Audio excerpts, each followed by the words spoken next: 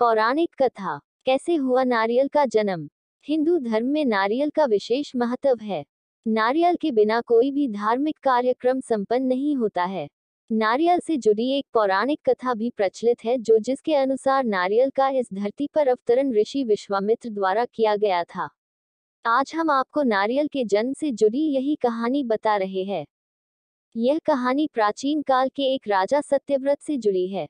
सत्यव्रत एक प्रतापी राजा थे, जिनका ईश्वर में संपूर्ण विश्वास था। उनके पास सब कुछ था, लेकिन उनके मन की एक इच्छा थी जिसे वे किसी भी रूप में पूरा करना चाहते थे। वे चाहते थे कि वे किसी भी प्रकार से पृथ्वीलोक से स्वर्गलोक जा सकें। स्वर्गलोक की सुंदरता उन्हें अपनी ओर आकर्षित करती थी, किंतु वहां कैसे जाना है, यह सत्यव्रत नहीं जानते थे। एक बार ऋषि विश्वामित्र तपस्या करने के लिए अपने घर से काफी दूर निकल गए थे और लंबे समय से वापस नहीं आए थे। उनकी अनुपस्थिति में क्षेत्र में सूखा पड़ा गया और उनका परिवार भूखा प्यासा भटक रहा था। तब राजा सत्यव्रत ने उनके परिवार की सहायता की और उनकी देखरेख की जिम्मेदारी ली। जब ऋषि विश्वामित्र वापस लौटे तो उन्हें परिवार वालों ने राजा की अच्छाई बताई। वे राजा से मिलने उनके दरबार पहुंचे और उनका धन्यवाद किया। शुक्रिया के रूप में राजा ने ऋषि विश्वामित्र द्वारा उन्हें एक वर देने के लिए निवेदन किया। ऋषि विश्वामित्र ने भी उन्हें आज्ञा दी। तब राजा बोले कि वो स्वर्गलोक जाना चाहते हैं, तो क्या ऋषि विश्वामित्र अपनी शक्तियों का सहारा लेकर उनके लिए स्वर्ग जाने का मार्ग बना सकते हैं। अपने परिवार की सहायता का उपकार मानते हुए ऋषि विश्वामित्र ने जल्द ही एक ऐसा मार्ग तैयार किया जो सीधा स्वर्गलोक को जाता था। राजा सत्यव्रत खुश हो गए और उस मार्ग पर चलते हुए जैसे ही स्वर्गलोक के पास पहुंचे ही थे कि स्वर्गलोक के देवता इंद्र ने उन्हें नीचे की ओर धकेल दिया।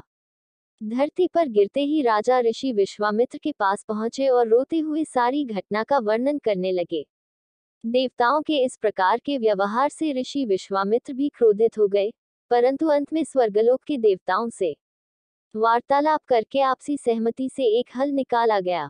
इसके मुताबिक राजा सत्यव्रत के लिए अलग से एक स्वर्गलोक का निर्माण करने का आदेश दिया गया है। नया स्वर्गलोक पृथ्वी एवं असली स्वर्गलोक के मध्य में स्थित होगा, ताकि न ही राजा को कोई परेशानी हो और न ही देवी देवताओं को किसी कठिनाई का सामना करना पड़े। राजा सत्यव्रत भी इस सुझाव से बेहद प्रसन्न हुए, किंतु ना जाने ऋषि विश्वामित्र को एक चिंता ने घेरा हुआ था। उन्हें यह बात सता रही थी कि धरती और स्वर्गलोक के बीच होने के कारण कहीं हवा के जोर से यह नया स्वर्गलोक डगमगा ना जाए। यदि ऐसा हुआ तो राजा फिर से धरती पर आ गिरेंगे। इसका हल निकालते हुए ऋषि विश्वामित्र ने नए स्वर्गलोक के ठीक नीचे एक खंबे का निर्माण किया, जिसने उसे सहारा दिया। माना जाता है कि यही खंबा समय आने पर एक पेड़ के मोटे तने के रूप में बदल गया और राजा सत्यव्रत का सिर एक फल बन गया। इसी पेड़ के तने को नारियल का पेड़ और राजा के सिर को नारियल कहा जाने लगा। इसीलिए आज के समय में भी नारियल का पेड़ काफी ऊंचाई पर लगता है।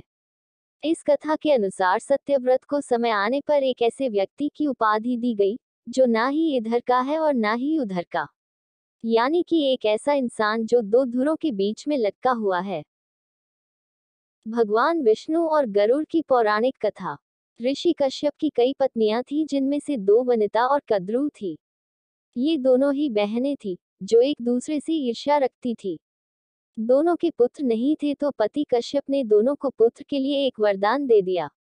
वनिता ने दो बलशाली पुत्र मांगे, जबकि कद्रू ने 1000 सर्प पुत्र रूप में मांगे, जो कि अंडे के रूप में जन्म लेने वाले थे। सर्प होने के कारण कद्रू के 1000 बेटे अंडे से उत्पन्न हुए और अपनी मां के कहे अनुसार काम करने लगे। दोनों बहनों में शर्त लग गई थी कि जिसके पुत्र बलशाली होंगे, हारने वाले को उसकी दास्ता स्वीकार करनी होगी।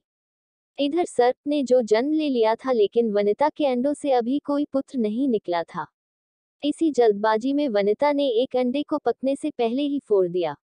अंडे से अर्धविकसित बच्चा निकला, जिसका ऊपर का शरीर तो इंसानों जैसा था, लेकिन नीचे का शरीर अर्धपक्व था। इसका नाम अरुण था। अरुण ने अपनी मां से कहा कि पिता के कहने के बाद भी आपने धैर्य खो दिया और मेरे शरीर का विस्तार नहीं होने दिया। इसलिए मैं आपको श्राप देता हूं कि आपको अपना जीवन एक सेवक के तौर पर बिताना होगा। अगर दूसरे अंडे में से निकला उनका पुत्र उन्हें इस श्राप से मुक्त न करवा सका तो वह आजीवन दासी बनकर रहेंगी। भय से विंता ने दूसरा अंडा नहीं फोड़ा और पुत्र के शाप देने के कारण शर्त हार गई और अपनी छोटी बहन की दासी बनकर रहने लगी। बहुत लंबे काल के बाद दूसरा अंडा फूटा और उसमें से विशालकाय गरुड़ निकला, जिसका मुख पक्षी की तरह और बाकी शरीर इंसानों की तरह था। हालांकि उनकी पसलियों से जुड़े उनके विशालकाय पंख भी थे। जब गरुड़ को यह पता चला कि उनकी माता तो उनकी ही बहन की दासी है और क्यों है यह भी पता चला, तो उन्होंने अपनी मौसी और सर्पों से इस दासत्व से मुक्ति के लिए उन्होंने शर्त पूछी। सर्पों ने विंता की दासता की मुक्ति के लिए अमृत मंथन ने निकला अमृत मांग। अमृत लेने के लिए गरुड़ स्वर्ग लोक की तरफ तुरंत निकल पड़े। देवताओं ने अमृत की सुरक्षा के लिए 3 चरणों की सुरक्षा कर रखी थी। पहले चरण में आग की बड़े पर्दे बिछा रखे थे, दूसरे में घातक हथियारों की आपस में घर्षण करती दीवार थी और अंत में 2 विषैले सर्पों का पहरा। वहां तक भी पहुंचाने से पहले देवताओं से मुकाबला करना था।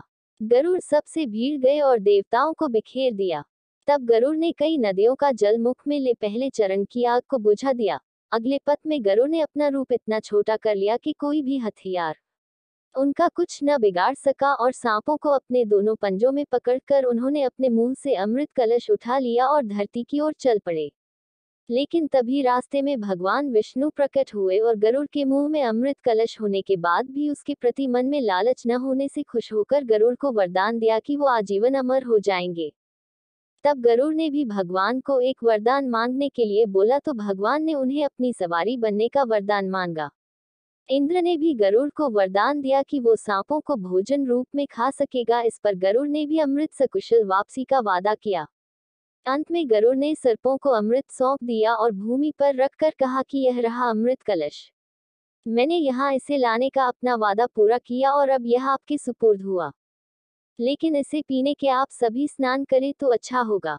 जब वे सभी सर्प स्नान करने गए तभी वहां अचानक से भगवान इंद्र पहुंचे और अमृत कलश को वापस ले गए। लेकिन कुछ बूंदें भूमि पर गिर गई जो घास पर ठहर गई थी। सर्प उन बूंदों पर झपट पड़े, लेकिन उनके हाथ कुछ न लगा। इस तरह गरुड़ की शर्त भी पूरी हो गई और सर्पों को अमृत भी नहीं मिला।